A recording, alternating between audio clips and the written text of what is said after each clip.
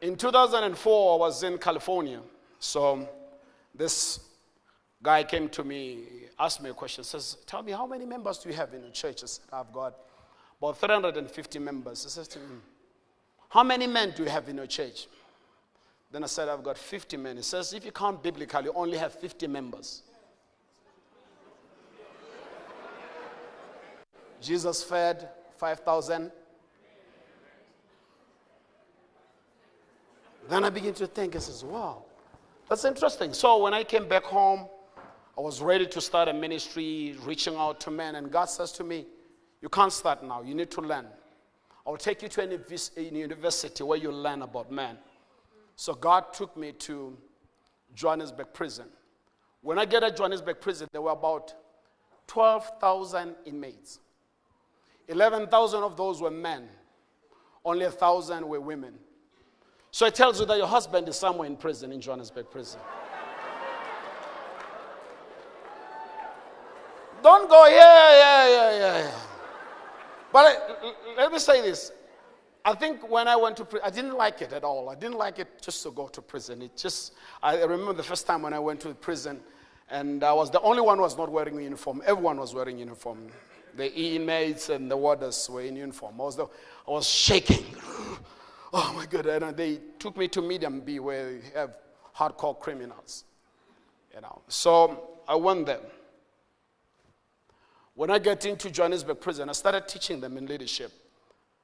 Help them to lead, because the greatest leadership is when you can lead yourself. So I started teaching them leadership. So it happened that while I was teaching, there was a guy that touched my heart. His name is Lawrence Madi. So this was the graduation of the course. When they graduate the course, we give them the dog tag, the Army dog tag. The Army dog tag stands for identity, where you're coming from, which country you're coming from. So the identity of the inmates is that they are killers, they're murderers. So we give them a new identity. It says, you are a man of purpose.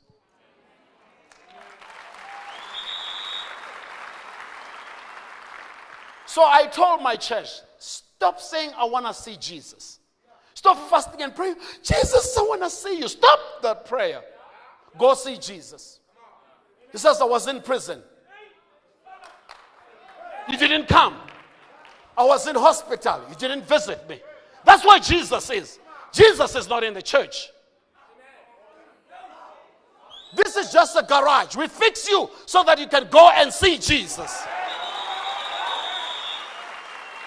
Jesus is naked outside right there. Jesus is hungry outside right there. You just come inside here so that we shape you and you get out and see Jesus. So I met this Jesus. His name is Lawrence Madi. This guy was a hardcore criminal. He'll take your car. He'll rob you of anything. Just I don't have time to tell his story. And they sentenced him, was it 19 years? He served 10 years of that. I'd like Lawrence just to come forward quickly.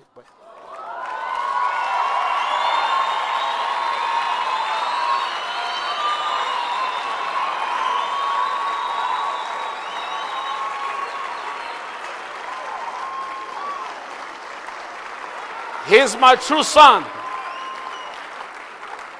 When he was in prison, he says he wants to be a businessman. And I spoke to one businessman in our church. He's a managing director. I said, can you mentor him in business?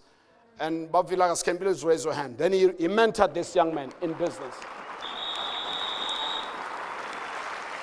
When he left prison, I didn't allow him to go and stay with his family because he'll meet his best friend. I allowed him to come and stay with me in my house. So he's an Onesimus, the true son of my heart. Now he's a businessman. He's also a pastor in our church. God can do things. God can do great things. He's not the only one. There are a number of them. So just today I brought him. Give him a round of applause as he sat down.